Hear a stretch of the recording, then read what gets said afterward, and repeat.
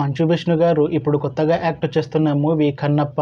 అయితే మంచు విష్ణు గారు ఈ కన్నప్ప మూవీకి ముందు లాస్ట్ యాక్ట్ చేసిన మూవీ జిన్నా. అయితే జిన్నా మూవీ రిలీజ్ అయ్యి 3 ఇయర్స్ అయిపోయింది.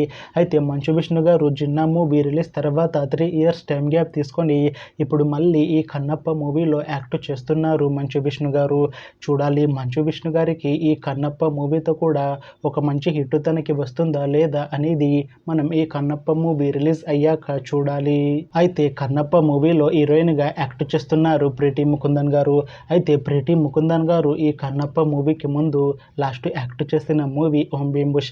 అయితే ఓం భీమ్ బుష్ మూవీ రిలీజ్ అయ్యి 1 ఇయర్ అయిపోయింది.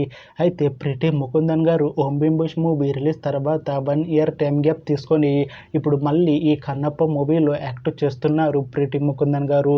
చూడాలి ప్రీతి ముకుందన్ గారికి ఈ కన్నప్ప మూవీతో కూడా ఒక మంచి హిట్ తనకి వస్తుందా లేదా అనేది మనం ఈ కన్నప్ప మూవీ రిలీజ్ అయ్యాక చూడాలి.